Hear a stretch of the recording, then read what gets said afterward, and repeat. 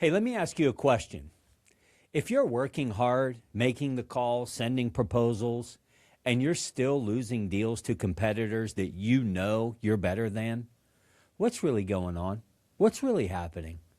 If price keeps coming up as an objection in your sales calls, if prospects are saying, hey, I just need to think about it, if deals stall after what felt like an amazing conversation, I want to tell you something that might sting a little bit if this is you. You're probably not losing deals because of price. You're probably losing deals because you are not running a great process.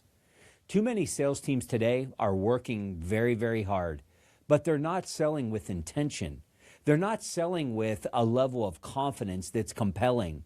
And whether they realize it or not, they've become, quote, machines, just delivering quotes. Today's episode takes a little bit of a turn because we're talking specifically to sales professionals, sales leaders, and business owners who might be tired of guessing, tired of losing deals that are happening late in the sales process, and tired of hearing the same objections over and over again. I want to walk you through why average salespeople stay stuck and what the best salespeople in the world are doing differently.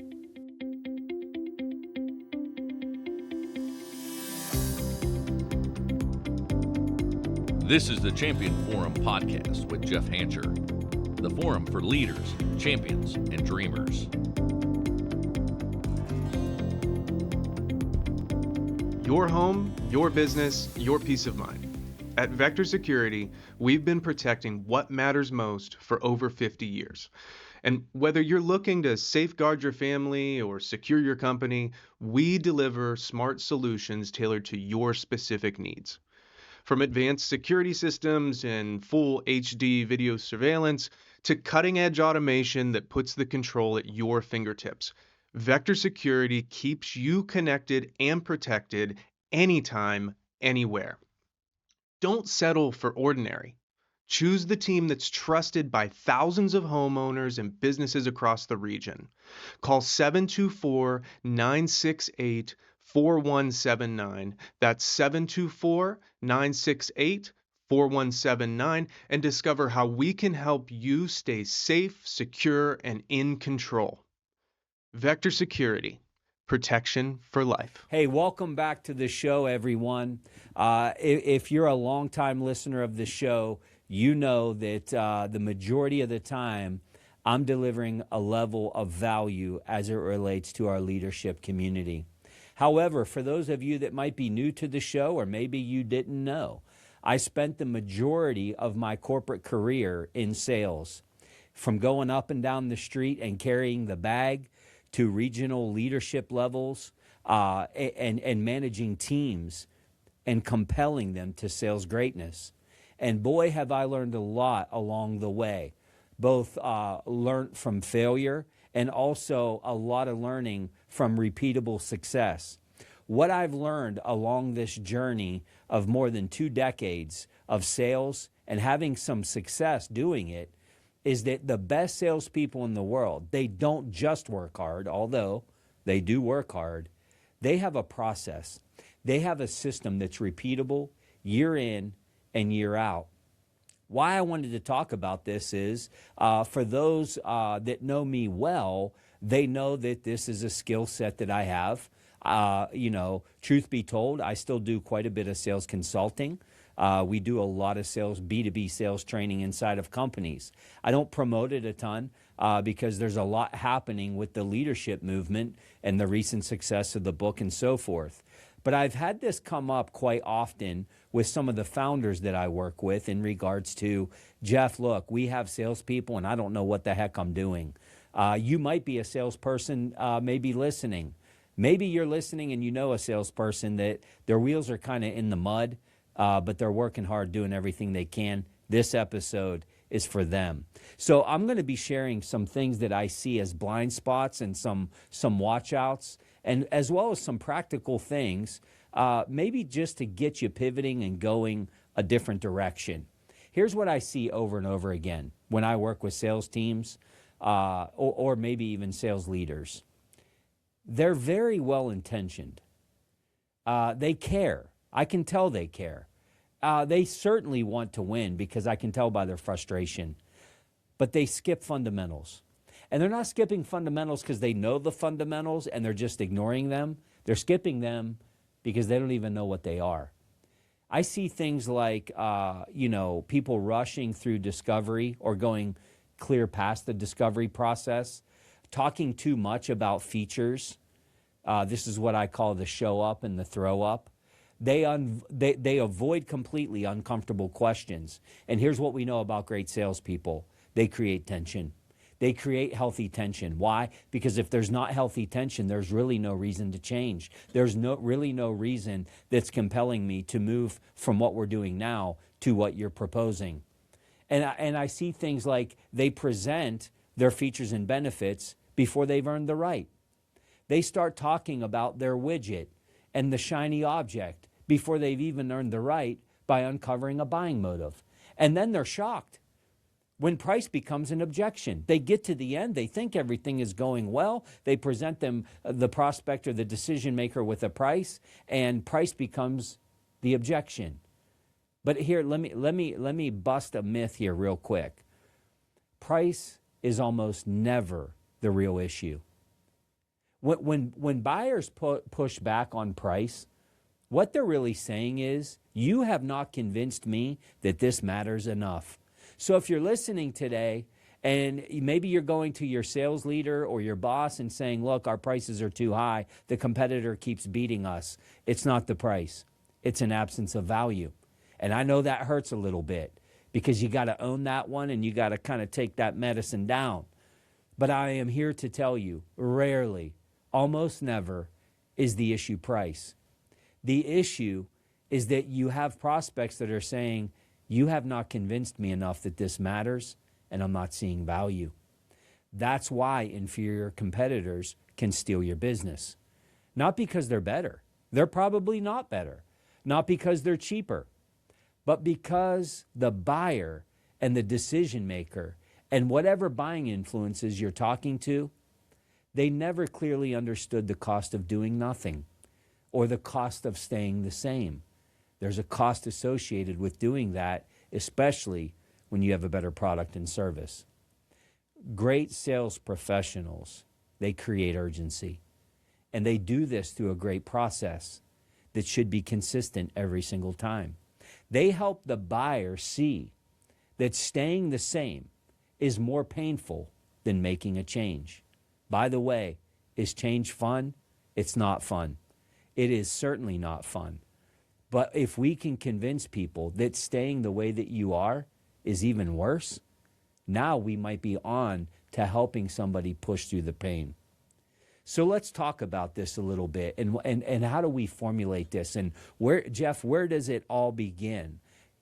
You got my attention with your intro here. Where do I start? What do I do? Well, let me tell you this. It starts with great prospecting. If you are a salesperson or a sales leader or you're a founder that's leading teams that are responsible for bringing in revenue, every successful salesperson walking planet Earth, they have mastered prospecting. I truly believe this with every fiber in me, that the number one reason that salespeople fail is because they don't have a consistent prospecting cadence. I'm not going to be talked out of this one. I believe it with everything in me. Most sales reps hate prospecting. And I think the reason they hate prospecting is because they're doing it wrong. By the way, prospecting is full of rejection, full of objections, full of people calling you bad names and dirty words and being hung up on and all of the things. Who wouldn't hate that? I get it. But if you don't even know how to do it appropriately, you're going to hate it to the point that you avoid it. And when you avoid it, what happens is the sales funnel dries up consistently. And if it's not in the sales funnel, there's no way that you're going to close it. I also believe that many sales reps have bought into the myth that phone prospecting is dead. Now, I know this is where a lot of you are going to shut down the episode and you're going to say, this is an OG just talking about picking the phone up and calling. You know, that was for the 90s. I'm here to tell you, I'm up on trends. Make no mistake about it. This is my livelihood. The phones are not dead. Can I say it again louder for the people in the back? Phone prospecting is not dead. Now, there are industry specifics. There are certain times that I would say it should not be your first choice. But I would say that we've gotten to a place as a sales community that we've almost abandoned phone prospecting because we see it as something that used to work back in the day. Well, I'm here to tell you, whether you look at what the likes of the experts like a HubSpot or many others are saying, phone prospecting is not dead. As a matter of fact, I would say there's never been a better time for phone prospecting because by and large, the sales community has abandoned it or certainly hasn't embraced it. So that means that you're out of the sea of sameness, maybe doing something a little bit differently. You may have bought into the myth that you have that you've been taught that prospecting by phone it's not for today. But I'm here to tell you, I would challenge you to embrace it and maybe get good at it. There are common pitfalls when average salespeople, the things that they do consistently wrong over time when they prospect on the phone and why they get frustrated with phone prospecting. A couple of things that I consistently see when I go into organizations and I begin to benchmark current processes. The first thing that I see consistently is that they try to sell their service or product on the phone. That's usually not a great idea. And by the way, let me put the asterisks out there. I don't live in never and always. I'm giving you norms. Your situation may be completely different. But by and large, what I would tell you is this: it's never a good idea to try to sell your service on the phone. The whole point of an outbound prospecting call is to get somebody to agree to a meeting so that then you can deliver value. When I go in and I listen, the other pitfall I see is that a lot of salespeople they go way outside of what a normal script is, and they start to over-explain their services and their products, and they start answering questions and all the things, and it's too much. They sound very unsure. There's a lack of confidence in their voice. Their tone is not that of confidence. It's not that of assertiveness. By the way, these are all things that can be trained. They hope that the prospect says yes instead of expecting them to say yes. This is a mindset that you have to have on the phone because the phones are not easy. But I will tell you this: the people that have mastered phone prospecting, they are the ones that have the sales funnels. Here's the rule: you never sell the service on the phone. You sell the meeting. That's all I'm trying to do. I'm trying to get a meeting. When I have the meeting, first off, I got to compel you to take the meeting, and I do that through a great script with referrals, purpose, and payoff. But when I have the meeting, that's when we're going to dive into selling the program, if you will. Your job is to be clear, concise, and very confident whenever you're making outbound calls. The best sales professionals, they have great discipline. The best of the best, the benchmarkable salespeople, they're prospecting same time, same place, same routine every single week. It's kind of like working out. If you're listening and you are disciplined in your workouts, it's probably the same time, the same place, the same day, every single week. Now it's a routine. Now it's not what you do. It becomes who you are. Prospecting needs to be that way for salespeople, because if it's up and down and I only prospect whenever my funnel's emptying out, you're going to be the roller coaster salesperson. The best of the best have mastered scripts that are proven to work. And believe me, they are out there. The best of the best, they prepare their mindset before they go into making outbound calls. They control their voice. Their energy is just as high on call number 40 as it was with call number 1. They smile on the phone because they know that their confidence can be heard on the other side of the line. This is what best in place does. These are the things they do. And ultimately, maybe the most important thing, best-in-class salespeople, they assume the appointment. Almost like you'd be crazy not to take a meeting with me because I can change for the better how you're doing it now. Instead of asking things like, would you like to meet sometime? That's what an average salesperson might say. Best in class, they say something like this. Hey, I'm going to be in your area next Tuesday at 10 o'clock, or I'm also going to be there Thursday at 12 o'clock. Which time works better for you for me to tell you more about this program?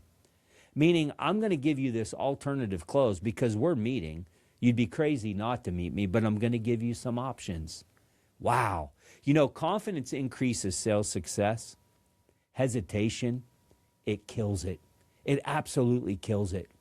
So I got this prospecting going. I got this funnel going. What's the next step, Jeff? Well, you get to the meeting. You're meeting these people for the very first time. The very next step is discovery. We have to ask questions. So often I see sales reps that get so excited.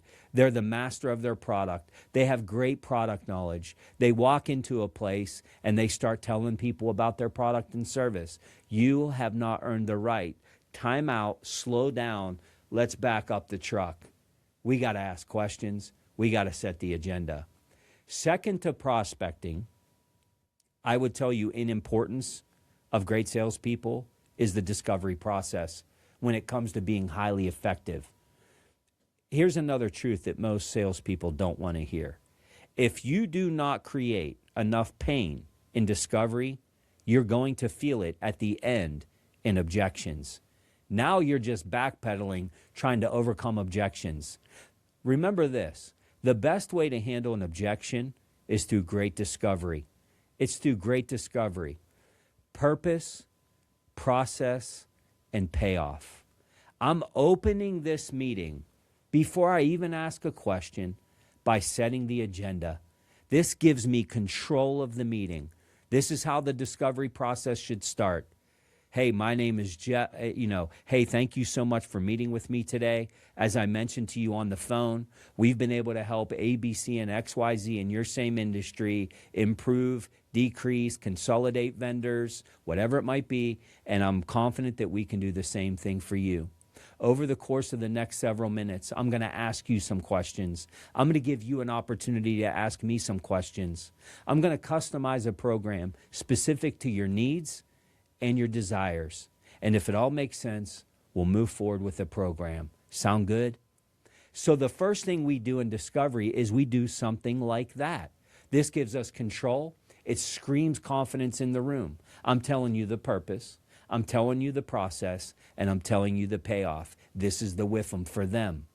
You tell the prospect why you're there. You explain what the meeting is going to look like. The benefit of this is it smokes out early objections versus somebody just looking at their watch the whole time, right? You explain what's in it for them. This is the carrot. Then you start asking questions. And I'm talking about real questions. I'm talking about tried and true questions that you are intentionally asking, knowing exactly what you need to hear from them. Questions that uncover a buying motive. Questions that reveal strong business objectives. Questions that expose risk, that expose inefficiency, lost time, lost money, productivity, whatever it might be. And ultimately, don't forget this next important part, questions that identify the decision-making process.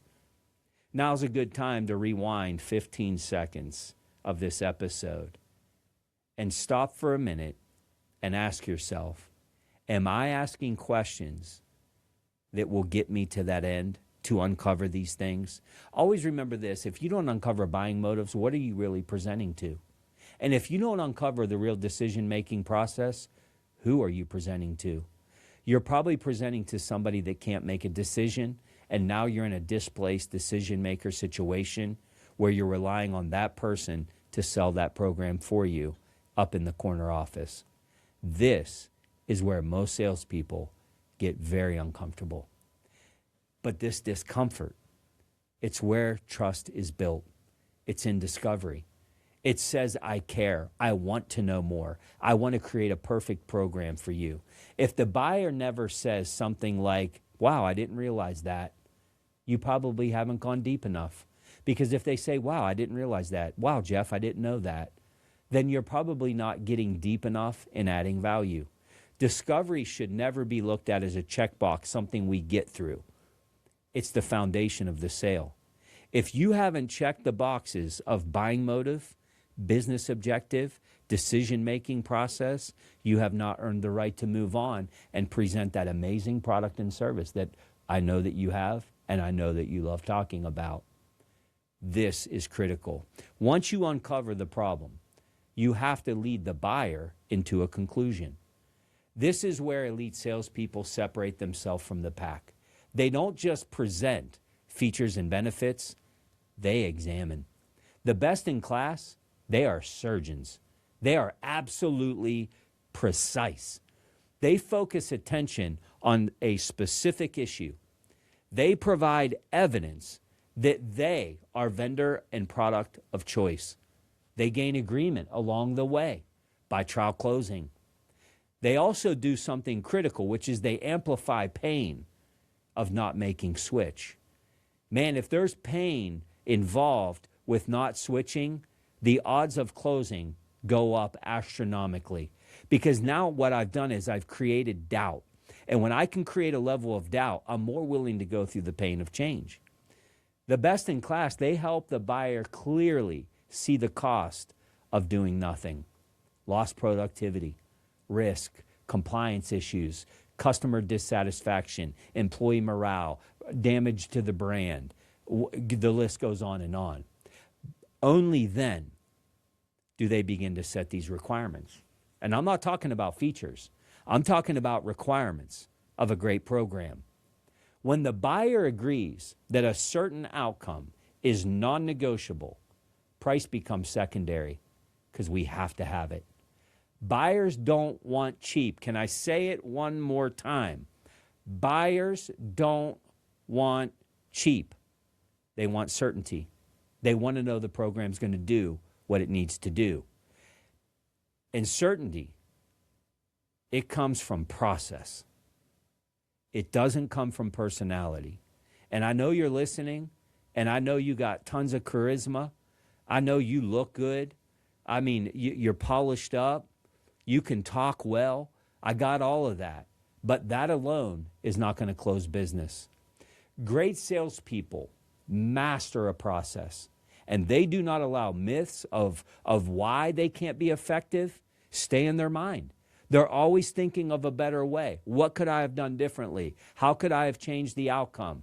What could be done differently next time? How can I improve? They don't believe the myths that average salespeople believe. And believe me, they're out there. Why are the negative myths out there? I'll tell you why. Because sales is hard.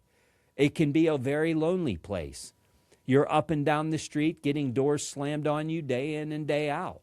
Nobody wants to end the day saying, well, I'm kind of a loser. No, instead of saying that we're a loser, here's what we do. We justify things.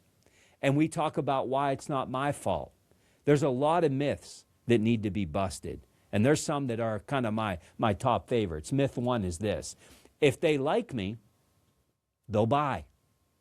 Oh, no, that's not true. Don't believe that myth. They'll buy if they believe change is necessary. They're not gonna buy just because they like you. Now, let me start by saying, it's better to be likable. Let's go in there and build some healthy rapport. But let's never allow ourselves to be the salesperson that spends 30 minutes talking about the fish on the wall, right? I think there's some good rapport and some good banter and some good comedy and connection that needs to be made. But don't believe the myth that if they like you, they'll buy.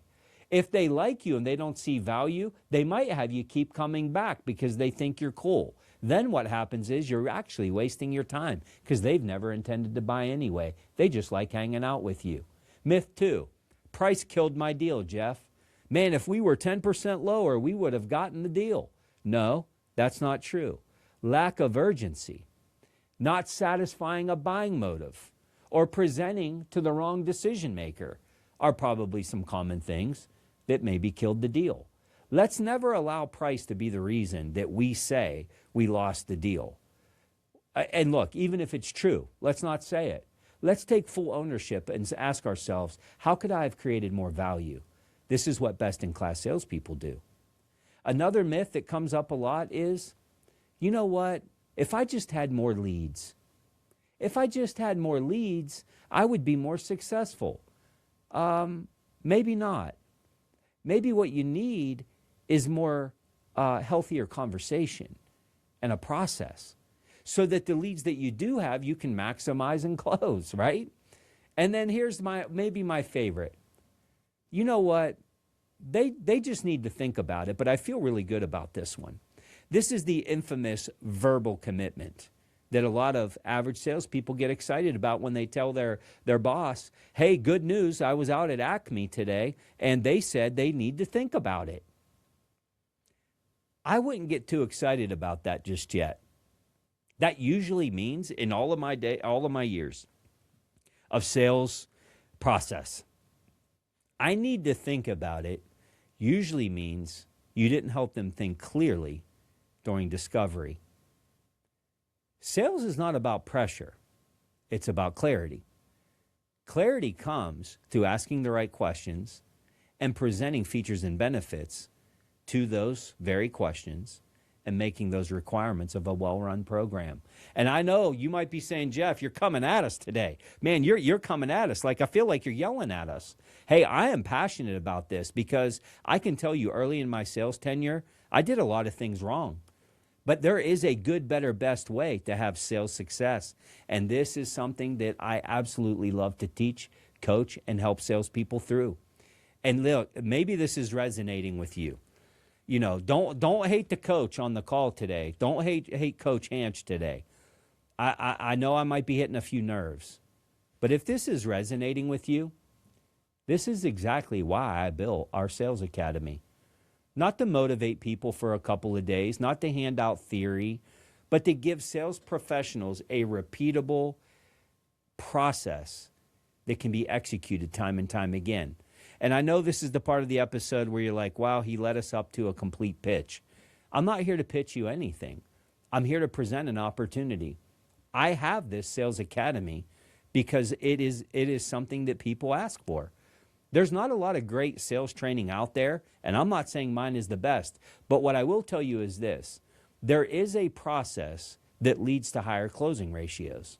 There is a process that leads to higher average account sizes. And there is a process that leads to more brand new sales meetings. When you have a process, then you don't have a yo-yo. You have consistency. And that's why Sales Academy exists and why we offer it.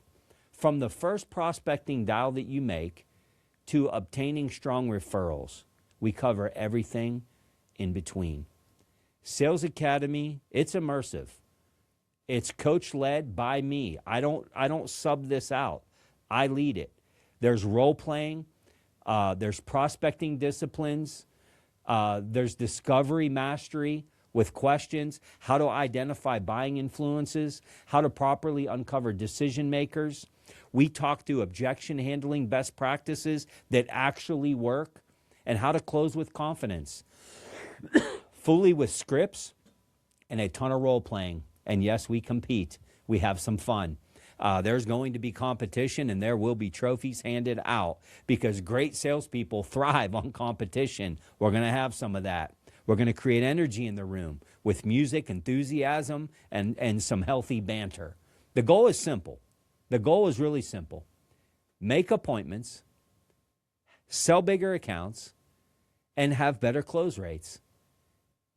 When we can do this, and we can empower salespeople, and maybe that's you listening, what we're really giving you is confidence. And when you have confidence, you can walk into every conversation assuming the close. So here's my challenge to you. If you're tired of guessing, you're tired of stalled deals, you're tired of hearing the same old objections that you get all the time, stop relying on effort and your good looks alone. and start relying on a process. Sales Academy was built for salespeople who want to win the right way. If that's you, I want to invite you to be in the room February 18th and 19th in Pittsburgh, Pennsylvania. Email us at info@jeffhancher.com. Certainly you can go to our events page and register, but I have a special gift for our podcast listeners. If this resonated with you and you say, I'm thinking about coming, shoot us that email at info@jeffhancher.com. For our podcast listeners only, I'm going to be giving everyone that registers from this episode a copy of sales expert Mike Weinberg's book, New Sales Simplified. Mike's been on the show a couple of times. I've been on his. If you're in sales, you know Mike Weinberg. I am going to be giving everybody a copy of his book, New Sales Simplified, that registers as a result of this episode. Email us, info@jeffhancher.com. I really hope to see you in that room. Until next week, keep driving towards sales excellence and keep turning that pressure into potential. The Champion Forum Podcast with Jeff Hancher. Lead, inspire, win.